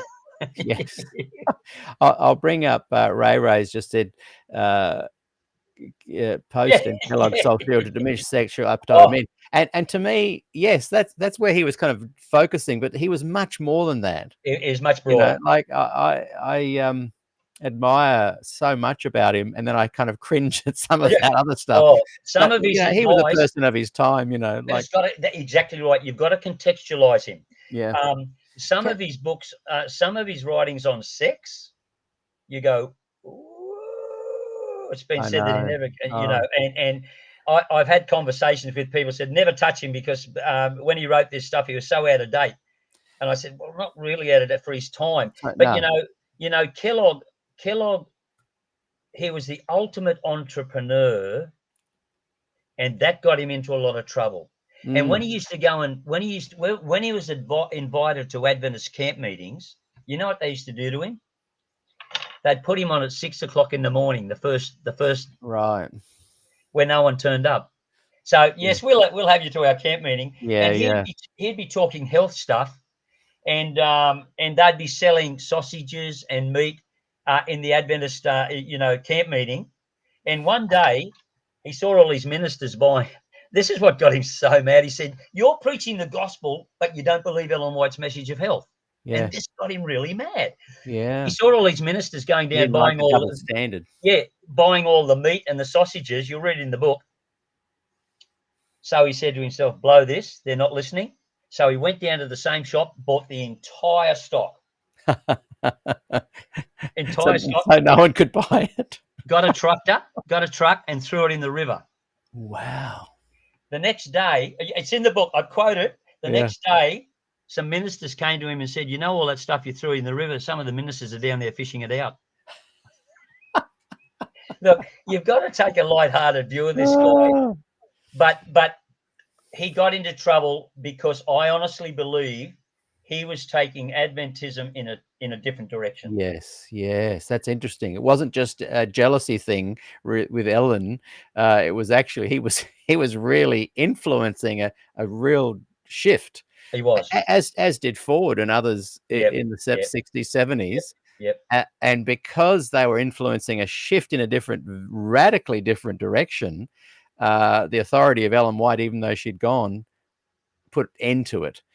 Did that happen with Kellogg in the end too? That her power and authority put him out of I reckon that would be a great interview on its own. Just what happened to Kellogg's legacy, because he went into eugenics big time. Really? Oh yeah, but what we've got to be careful. I was talking to Rob Wolfgram about this. I sent Rob, love Rob's work. I think it was Rob that stimulated my research, and Rob said, just be careful with how you present it, because you've got to contextualize what that meant in his time. In his time. Pete, that's a big principle for when we look at Ellen White stuff also. Exactly. Yeah. How do they understand it in her time, in her day, and how do we translate that now? Yeah. But eugenics was widely held. The better race, the better, don't marry, the better race. Yeah. What I'd love to do down the track, and someone, if out there they're listening and they're doing it, I would love, because Hitler and Kellogg were in a contemporary framework, not together, but time period. I'd love to see if there's any connection. Very interesting. And what was the famous English guy too that was into eugenics around the same time as Hitler, as in the early days of it, like around the World War I kind of era? Yeah, I can't remember, but it wasn't hide away stuff. It was just written about. But it had a different influence than it does today, of course. But and you've got to see that we're all flawed humans, and if we look back, like if people look back on these interviews and assess what you and I are like, and they'll listen to stuff we've said, and out of context, it doesn't seem like it now. But in 100 years' time, it could seem like we're saying some really bad stuff, Exactly. And so, you've got to contextualize it. Yeah. And that is so important for Bible stuff. So what did it mean first? What does it mean now? What did it mean in between? And Pete, what the period of time we're talking about was so much in turmoil. We have a civil war. We have Darwinism on the rise. Charles Darwin's material coming through. Yeah, in fact, Gillian Ford just wrote Francis Galton. That's who I was thinking of. And when Kellogg started putting his mind to it, he said, you know what? We've got to move a scientific model to show what's rubbish and what is true. And at that time, he thought Ellen White stuff, it was pretty important. So I honestly believe he was out there trying to find, so he could say, see this visionary stuff, it actually has a scientific basis. Yeah. Can I just read to you a couple of things that was the common treatment for some health symptoms in the mid 1900s? Please. Have a go at this. Tobacco, here's a cure. Tobacco was recommended for any lung problems. The vapor to be produced by smoking a cigar. To achieve the greatest benefit, the patient should frequently draw in the breath freely so the internal surface of the air vessels may be exposed to the action of the vapor. That was commonly held. Talk about quackery. What about this? To treat an earache, blow the smoke of tobacco strongly into the affected ear. Incredible. So Kellogg's coming along, reading this stuff, saying, this is rubbish. Yeah. He's hearing Ellen White stuff and he's going, what do we make of this stuff? So he goes out and he starts saying, hang on, there's got to be a scientific way. And that really got him into trouble. I think he had an honourable purpose. I really did. And he just went on a different train line. And in the end, it just become a separation so big, it was just impassable and off. Yeah. Jim Baker has just written here, difficult for science and religion to coexist. And even now, like we see that. I wrote a chapter, I didn't put it in, but I wrote a chapter called How Did Religion Relate to Science in the 20th Century? And big battles. And I did it by Protestantism, Catholicism, and some of the denominations to see how they'd react and relate to these scientific discoveries, how they could handle Darwin's sort of views and how it maneuvered. Kellogg was right in the middle of that, and he was really trying hard to find a foundation that would stand. Yeah. But he just got so mad with people. I just think he was like a little 4'9", no bald Frustrated. headed. Yeah. Right. He was just frustrated. So what happened then? Like, when was there a moment where they broke up, Ellen and him, and the Adventist Church and him? Oh, look, is this fellowship in? I think it was it 1907? Right. They Near had, the end of her life. yeah, close to. Hey, that was one of the hardest things for Ellen White to cope with. Mm. She wrote some very strong things, and you know, as a mother, I see her almost as a mother of John Harvey Kellogg. When he was 14 or the 12 or 14, they saw his potential as outstanding. James and Ellen said he's one of the most outstanding young teenagers Wow. we've ever seen. He's going to have a huge future. And he Yeah. went to work in a printing press. He would ask questions in Sabbath school in his class. The teacher said, "We don't talk about that stuff. No one's got an answer for that." And he I said, couldn't answer it. I'm not coming back to Sabbath school." See, Canwright was like that too, in a way. Ellen and James embraced him as well. Yeah, it's a So tricky. what did he do after that? He Uh, died out in the Adventist history, yeah. but he wouldn't have died out of the world No, he history. just continued on, but it was just from an Adventist perspective, yeah, he was gone. Yeah. But his influence Yeah. organizationally continues today, and that was my last chapter in big ways, much Yeah. bigger than Ellen White's. What In she the thought secular world. the Yeah. hospital should be all about, and there's a book written, Sozo, bemoaning the fact that we no longer have that missionary medical model in our big hospitals. Mm. And right at the end, he says, "I don't have the answer." And I'm thinking, no, don't Yeah. write a book and don't tell us the Yeah. answer. Yeah. Wow. Because So of when did he die? Oh, good question. When did he die? I should know. Keep talking, Pete. I'll find out. I'll have a look in While you're thinking about that, I'll just bring up a couple of things that people have been commenting. Cindy Lou, hey Cindy Lou, good to have you watching today. God created science and the physical laws of the universe. God does not play dice with the universe. Einstein, apparently. And Kimberly has said Kellogg was very bright but very eccentric. Oh, yeah. Cindy. 1943, Pete. Sorry. Oh wow. So And right in the Second World Cindy War. Lou has said he He was was. obsessed with bowels. See, we're all laughing at this because Yeah. And when did you say 1940? 43. Wow. So he You went don't know how old he was when he died? Sorry to make you do that. 91. Wow. So obviously, and I tell you what, longevity back in that era was nowhere near 91. No So way. his health principles were really strong. Yeah. And that aggravated him because most of the clergy were the opposite. Yeah. And he said, "So how dare you tell me Yeah. your theology, and yet you won't even stay with what you know is true?" Yes. Yeah. George Tichy has said a great book, The Kellogg's, The Battling Brothers of Battle Creek. Yeah. Hey, Go. In your book, do you talk about his brother much? Not really. Merritt. Which one's Merritt? Is it Merritt and Harvey, was it? Yeah. No, not really. Pete, can I just show you? Sorry, can I just show you? If you're interested in, you can't really see that. It's called Dr. John Harvey Kellogg and the Religion of Biological Living. Brian Wilson from a big university in the States, not an Adventist guy. He wrote that, and I emailed him and I said, "Man, what a book." He said, "How will your community handle this book?" In the Adventist community. I said, "Well, I've read through it and underlined, but if people want an understanding of Kellogg's view of life, that's a good book by, just search for Brian C. Wilson. Brian C. Brian C. Wilson. And what's it called again? Well, basically Kellogg and the Religion of Biological Living. Right. Yep. Kimberly has written and many other things regarding the bowel thing. He and his wife adopted kids, but never had their own. They lived in separate bedrooms. Oh, look. And Cindy Lou has written back, "Yep, Kimberly, mustn't waste those vital fluids." Do you Vital think energy. is that why he would have had separate rooms? Do you think?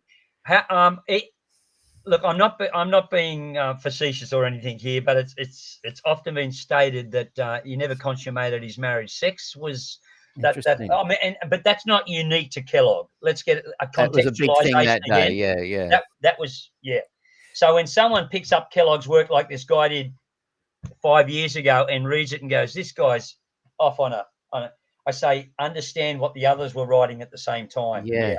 Yeah. Hey, look, I've loved our conversation Yeah. today, and hold up your book one more time. I want to encourage people to go and buy it on Just search for it Amazon. out there on Google. I Um, don't push it that much. I just found is it available on Kindle? I yes, I believe so. No. Seventh Day Adventist Health Reform Identity, Rick. Yeah. Can I buy a copy off you when I see you? Yeah, no problem, Pete. Yeah, Uh, we'll get something to you. I'd I've got a love. few left here. So But just, if people Google it, I'll find it. it's never an income thing for me. It's just No. I love the idea of conversation with this stuff. Yeah, it's brilliant. Get it out there and talk about it. Yeah. And Gil Valentine put me onto the publishers so that Great. Pete, can I just say this as a caveat? What really disappointed me, and I understand why, I understand why, but no Adventist press would pick it up. Yeah. Yeah. No Adventist press would touch it, and I went to all of them, and I thought That's I felt it interesting. was just a real try and understand the Yeah. conflict that took place. But hey, it's probably not general readership If stuff. I don't they know. see it at all controversial, they don't want to touch it. And I think because of that, they create this loop we talked about in the first half, Kids because feeding. they're just not just talk about stuff. Just put it out there. They treat. In fact, when I watched yesterday in my interview about the heavy Bible, my reaction video about the heavy Bible, and I showed a clip of I think he's the current. I can't remember his name. The current White Estate guy. He and the lady were talking to the audience like they were just 12-year-olds. Yeah. And hey, look, and here's the big Bible. And oh, really? Can I touch it? Oh, and I thought that's classic of when you see Adventist leadership from union to White Estate to division level, worldwide divisions, they all speak with this such a scripted kind of propagandized way of talking that it doesn't feel real. And to publish your kind of book, it's a real conversation. The Adventist Church could really do itself a favor by being open to real conversations. And if I've missed something, Pete, I want someone to come along and say, "Hey, Rick, you need to look at that point," because that's mature discussion. Yeah. Pete, just one real quick one. Yeah. One of my I recorded a song on my latest album called "Standing Tall." Joe and Arthur Patrick, the two brothers, have influenced my life more than any two other people. And I wrote a song called "Brothers 2." Ah. And recorded It's about them, not the Kellogg's. No, about them. But Wow. Arthur was one of my PhD supervisors. Amazing And guy. he would sit down and one of the most beautiful men, gracious men I've ever met, but one of the most intelligent men and articulate men. And he shared with me, he said, "Rick, way back in the 70s, we started unpacking the history of our church in a different way. Some would say a negative way. I say a very positive way. It started getting it out there." And he said, "We found a lot of material that we put on the corporate desk." And I said, and Arthur said, I said, "Brethren, administrators, leaders around the world, we've got to deal with this stuff." Yes. And they said to Arthur, "Our church won't handle this." No. And See, Pete, that's the biggest problem. the gap between the pulpit and the pew needs Yeah. to be shortened. Exactly. That whole place needs to come closer and Yeah. get into it. And he grieved about that. And basically, Arthur's rest of his career was trying to put it out there in the most gracious way to say, Yeah. there's more to it than we just think. And I'm not being negative here. No, I'm just saying, let's talk about it. It would benefit the church. Absolutely. If there's one takeaway from this conversation, if any leaders are watching, try and allow the conversations to happen. Yep. And be authentic. Stop reading your script and doing your little propaganda. And it drives me nuts hearing these leaders talk. You chat to them behind the scenes and they're real great people.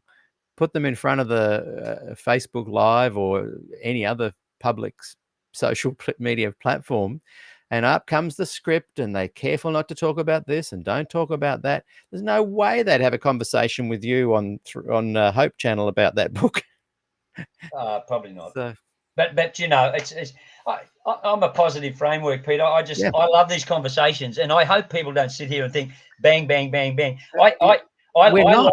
I like to build up, but I like to pull down where I need to, not Yeah. for the purpose of leaving it there, but to keep building it up. 100%. Yeah. That's what I'm trying to do as well. I'm not having any of these conversations to destroy. Yep. It's just by having the conversation, using your brain that God gave you to grow and develop Continue and the mature. dialogue. Yep. Gotcha. Oh, yeah, I wanted to bring this up earlier.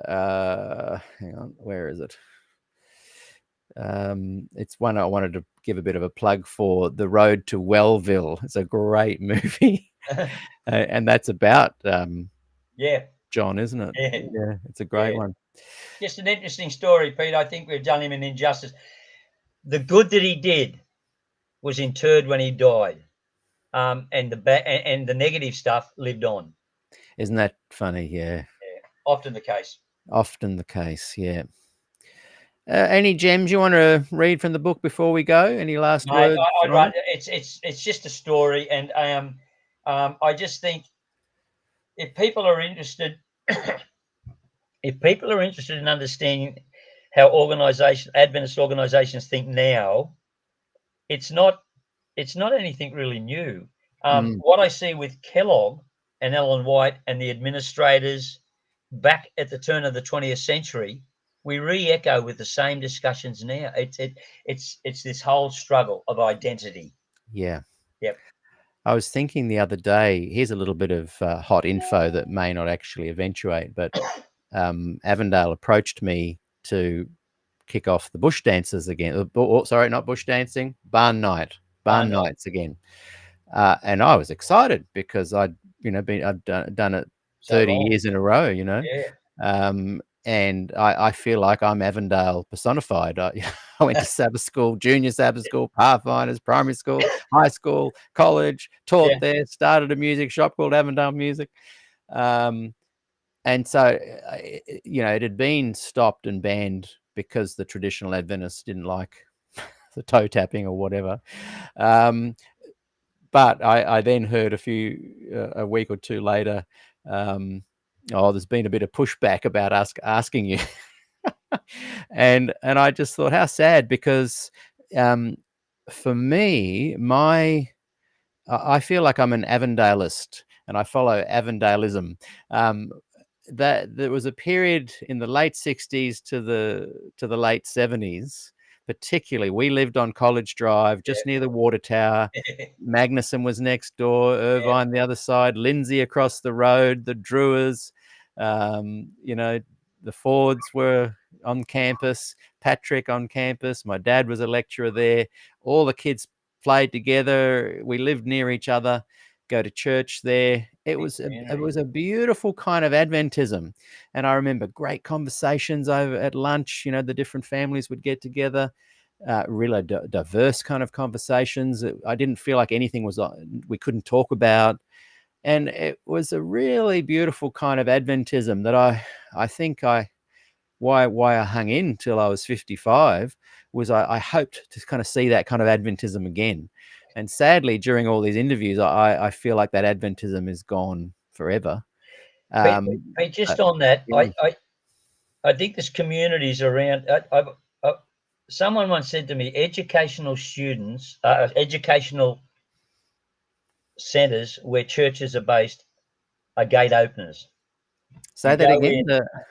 Educational institutions by nature are gate openers, door openers. In other words, you go in with a view and you start saying, hang on, it's bigger than this. Yes. Churches by nature are gate closers.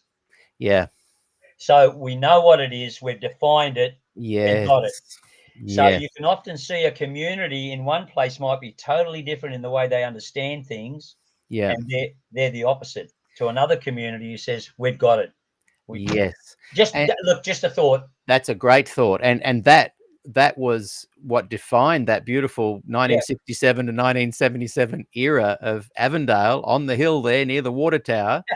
The leadership of those men and women, you know, from Dr. Lindsay and his wife to as I said, you know, Dr. Magnuson. Yep. Yeah, we were all humans and we were the kids and whatnot, but there seemed to be this encouragement to explore and discuss a diverse range of topics. Hey, look, we'll close with a few little comments here, and you're welcome to chip in if you like. But Deanna has just said, yeah, you have to follow the script. I'm just bringing it up without reading them. Kimberly, took just a bit to realize just what it was about. Then I laughed till it hurt. Ex-SDAs can get it in a way no one else can. SDAs just get peeved. James has written, the only good thing Adventists have is potluck. George Tishi has written, and by the way, everyone, I'm chatting to George next week. Yeah. George, what day is it? I think it's my Wednesday, your Tuesday. So if you're watching USA, Tuesday 5:30 p.m. LA time, 12:30 Wednesday here. Is that right, George? Just confirm that for me. Adventists are afraid of the facts, the true facts. Just that, Peter. And Fred has written, by talking, Peter, you are pulling the curtain back on the wizards. Jim has written, who needs your own brain when you have Ted Wilson to think for you? Thanks, Jim. That's a good one. What have we got here? Kimberly, Jim Baker, a great intellect. Stephen has written, the core essence of Adventism. 1, sharpen the mind. 2, it's not there. Okay. Oh, 2's coming up. I was told by a pastor that we must all think the same way. Wow. And Stephen's 2, sharpen the mind was 1, and 2 is strengthen the body. 3, purify the spirit. We've got Sherry here. Is that Sherry Winkler? I'm just looking in the picture. Got maybe there's 2 names. Peter, I've asked you if you ever saw the movie The Nostradamus Kid. Yes, I have. I never wanted to see the movie that you guys are talking about, to watch them make fun of my people. Yeah, well, if you watch, well, it's called Wellsville is the other one we talked about, isn't it? Yeah. It's not really mocking. It's beautifully done. And what's the famous actor that's in it? What's his name? He did the Silence of the Lambs. Someone will remember. Yeah, someone will write it down. But neither the Nostradamus Kid or Wellville are mocky. Some people might say that they are, but I found them hilarious, and a good. It's good to laugh at yourself as well. Yep. Yeah, but I just couldn't. Hence our divorce. I don't know if we're getting into someone's conversation there. That's the one. Eden's uniformity and conformity, the stuff of cults everywhere. Uniformity and conformity, yep. What do you think about when people call Adventism a cult? Does it verge on that sometimes? Pete, it depends on where you came. If I talk as a cult from a sociologist point of view, no. If I call it a sect, interesting. It was up until about the 70s, but it was you go through the history books now. There'd still be some out there that would say that, but most of the big writers, historians, guys that write in areas of religious movements and that Christianity Today wanted to bring Adventism back into the fold in the 70s. They lost a lot of their membership because of it, but they said we have some different views. They're not cultish, they're sectarian. Right. So cults, but sociologically, a cult is totally different. Sectarian, like I said, as from a sociological view, see, it carries a negative overtone. Oh, you're a sect. Yes. That's not necessarily a negative. What it's simply saying is you're still connected to the orthodox, but you have a few different ways of doing things. A cult's totally disconnected. Yeah. So is Adventism sectarian? Well, Kellogg tried to get rid of that. Yeah, interesting. Yeah. But anyways, yeah. Yeah. Okay, a couple more to finish with. David 1221 has said Adventists are not Christian. That's the answer. We'll take that as comment. Ken Marsh over there at Facebook, and I'm just not getting the comments. Unfortunately, I don't know. I tried everything to fix it. Road Less Travel, great book. Churches don't handle questioners. Don't handle questioners well. That's true. I found humans don't. No. I remember my dad said a really interesting thing to me once. He said, "How do you know God didn't just invent us and create us all yesterday and implant in us memories?" And I said, "Oh, that's stupid. But can God do anything?" And I said, "Yes." Well, could God do that? And I was in about year 11. So I don't know how old that is, 16 or something. I don't know. But I remember thinking, wow, Wow. I love that. Thanks, Dad. And I went to school and told a couple of friends. I was laughed at for days for suggesting that. Yeah. Oh, we just magicked up yesterday. And I said, well, God can do anything, right? Yeah. Well, he could have done that too. And I remember half the class kind of laughing and the other half going, oh, hang on, Pete, that is Ooh. maybe. So, yeah, I think Ken Marsh is right there. And churches in particular don't handle questioners well. Yeah. The keys to the kingdom is knowledge, secular, and scripture. Oh, yes. Thank you, Cindy. Anthony Hopkins. Anthony Hopkins. Brilliant actor. Yep. Great. And look, it's a great movie. Highly recommend it. Okay. And we're coming up to the end here. The new term is high demand religion. This is an interesting one. So, because I know Stephen has said he doesn't like when we brand Adventism as a cult. He's put here, there is a cult within Adventism, but it's not as a whole. Yeah. And don't forget to check out those watching this group that Steve and I, mainly Stephen, he's got his own website called Gospel Adventist, which is brilliant. And we're together just trying to work out this Adventist Gospel Network, where we're just putting links to lots of Gospel Adventist material. Okay, and we'll wrap it up. We've got here, Ted Wilson is taking us back into the 50s, so prior to 1970s, so maybe reverting back to a cult. He's kind of, yeah. And Sherry has said, that would freak me out if my dad told me that. I'd be afraid it could happen. Yes, I can imagine. And Sherry, thanks for the great interview we had the other day. I really enjoyed it. But yeah, my dad got me thinking. Yeah. And I'm really, a lot of the, like you mentioned, Arthur Patrick, Dr. Magnuson, my dad, Des Ford, all these guys really got me thinking. Yeah. And if you look at Dr. Lindsay, he's more on the traditional Adventist framework, but literally across the road was Dr. Magnuson, who was the polar Totally opposite. on the opposite. But we literally all got on well. So I'm so lucky to have had a template of how it can be. So, Pete, there's another interview, I reckon. Just right there, what you've said there is, how do you hold those two tensions, if they're tensions? My gut feeling is there's something about community there that transcends every other thing we've talked about. Yeah. There's something in the ligaments and fabric of a community that's Yeah. core, Yeah. despite the silliness. Yeah. Well, But, mate, I'm going to have to run. Yeah. You run. We'll say farewell. But I'll just finish by just saying that community that I've kind of got going, even though it's not it's just a community of people that like doing music and poetry and stuff. It's not a Christian community, but it's running really well based on that kind of situation where we don't all agree, but we have lunch once a week.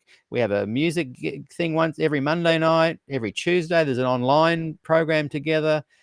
As I said, there's poetry, there's a djembe drumming class, and everyone gathers together once a month just to hang out.